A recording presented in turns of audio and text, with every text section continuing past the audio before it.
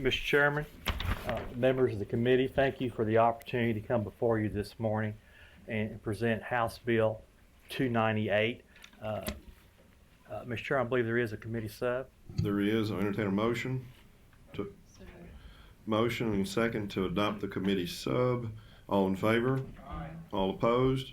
Committee sub is adopted. Please proceed. Thank you, Mr. Chairman. This morning I'm going to kind of talk about the why, the how, and the what. And why House Bill 298. A few months ago, I was contacted by this young lady to my left who lost a dear friend in an accident, and she would like to make a statement. So just introduce yourself for the record, and if you don't mind, just go ahead and share your statement. If you'll introduce yourself for the record, then I'm going to swear you in, okay? Introduce. Go ahead. Okay. My name is Addison McCown. Okay. Will you swear, raise your right hand, swear or affirm to tell the truth, whole truth, and nothing but the truth? Please proceed. So first off, good morning. Like I said, my name is Addison McCown. I don't know if I look familiar to you guys. I'm a page in the House.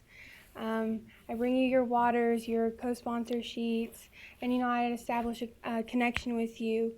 I'm normally pretty happy and upbeat, but today this is something that needs to be taken care of. Last summer, I worked as a lifeguard here in Frankfort at the Juniper Hills Aquatic Center, where I didn't realize I would meet one of my best friends. Her name was Jill Hurst, and she was the most amazing person you could ever meet. When we first met, we just said casual hellos, like hi, and just how's your day going, like great save today. And then this summer, the 2019 season, is when we became inseparable. We were together every night. We talked on the phone till like 2 in the morning. We went to go get lunch after our shifts, or we would stay at the pool until 11:30 and just hang out, have fun.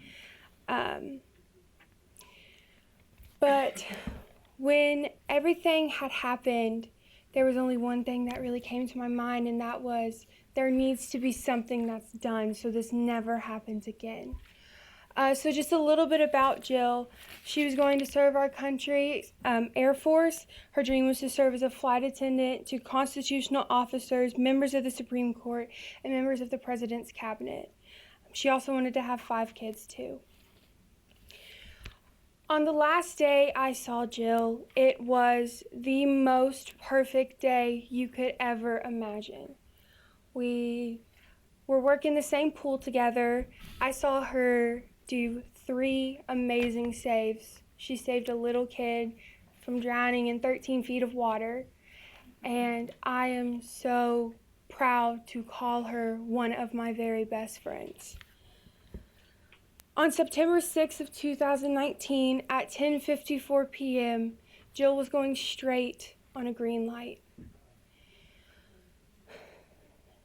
She was an innocent bystander just hanging out with 2 of her friends. She was hit by a man who was going unbelievably fast. Jill was thrown out of the passenger window and laid on the ground, unconscious, until the EMTs arrived. She was taken to the hospital here in Frankfurt, where she was flown away to UK because her injuries were so critical. In this span of time, I had no idea what was happening. I was just hanging out in my room, talking to my dad, just watching TV.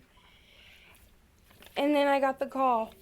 It was between the times of 11:15 and 11:30 p.m., and I wish that call had never been made. I wish she never got in that car, or she dropped her phone before getting in the car, because it would have prevented this. I answered my phone to one of my friends saying, "Addie, Jill got into a really bad car wreck and isn't gonna make it." Then I called one of our other friends who we hung out with all summer, and I told her what happened, and we just cried and cried and cried. We planned to go to the hospital around 9 a.m. the next day, but we both couldn't sleep. we woke up at like 6 a.m. and we drove to the hospital together. And then we got there and we just waited and waited and waited. When we saw Jill, it was like it wasn't even her. By the family's request, we brought a picture. Mr. Chairman, is that okay if we show it? Do you want to help me? This is Jill, 5 hours after emergency brain surgery. This is what I saw at the age of 17 walking into the hospital room of one of my best friends. It shouldn't have happened, and it should never happen again. When Jill was brought into the room, Christy Jane Hurst, Jill's mom, would hold up this picture of Jill that we have behind us. And she would say to the doctors, "This is my only child. Do whatever you can to save her." We were given glimpses of hope through this whole process. On September 11th, 2019, I got the call from Christy Jane in my AP Gov class. That was the day Jill's brain swelled into her spinal cord, making her brain dead. I drove up to Lexington to see one of the worst things in the world. One of my best friends, lifeless, laying in a hospital bed. I knew I couldn't do this on my own, so I called my mom, who was all the way here in Frankfurt at work. I just remember her walking through the tunnel and running up to me and just holding me forever and just saying that she loves me and that everything's gonna be okay. My mom never let go, and she still hasn't let go of me today. After that, I just went home, and I just stared at a wall for 2 hours. I couldn't hear, see, or breathe on my own. All I wanted was to hear Jill and to just have one more moment with her, to tell her that I love her and hear her say it back. That is all I wanted. I got a call on September 12th that Jill's mom had arranged a dance party, because that was something we did with Jill, was we danced a lot.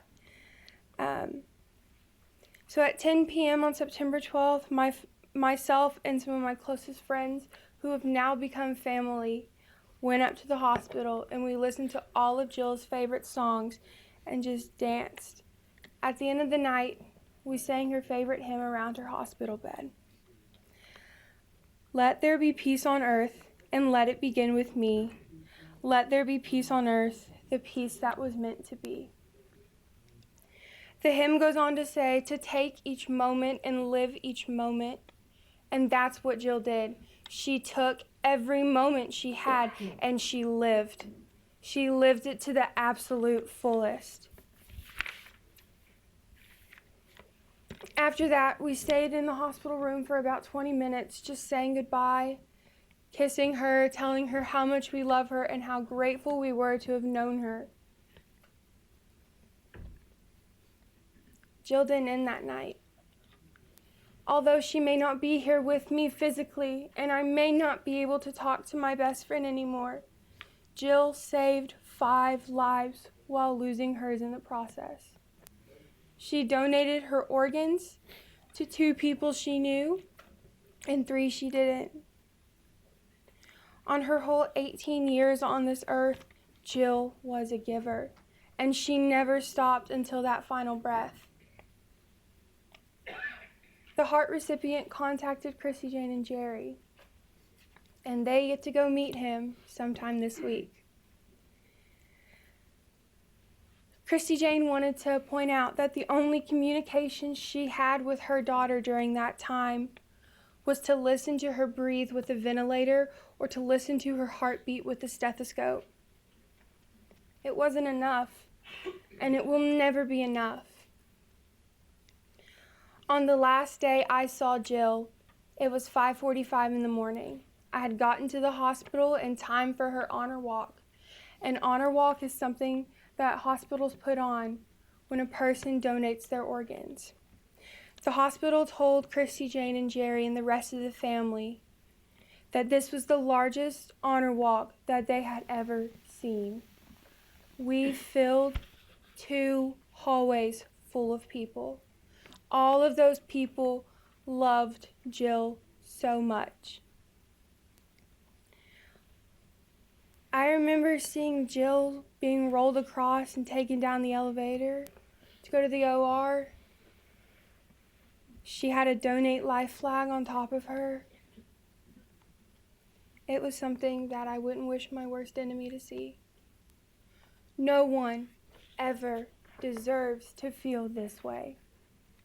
My life at the age of 17 has been completely turned upside down because of this one thing. If this high-speed chase didn't occur, Jill would be here with me today. We would be talking about where I'm going to college, talking about the Air Force and our future plans in life. This legislation will protect every citizen of our Commonwealth. This is not a partisan issue. This is a bipartisan issue. The main sponsor is Jill's representative, and then a co-sponsor is my representative, Representative Graham. We need this so no one ever has to feel this way. I don't want to feel this way. I don't want to see Christy, Jane, and Jerry and the rest of the family feel this way. Christy was talking to me last night, and she said, we will never have anything else to do with her. We'll never go wedding dress shopping. Jerry will never walk her down the aisle. We'll never have grandkids. We'll never have family vacations. We'll never have a son-in-law. And no more birthdays or Christmases. None. All gone in a split second and a bad choice.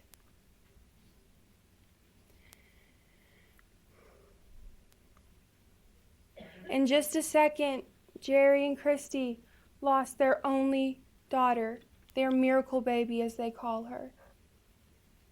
And I lost one of my best friends. So Jill, if you can hear me, know that I love you forever. I will always cherish our sleepovers, our late night conversations, the last day we ever had together. Our I love yous, our good nights, our goodbyes, our hellos.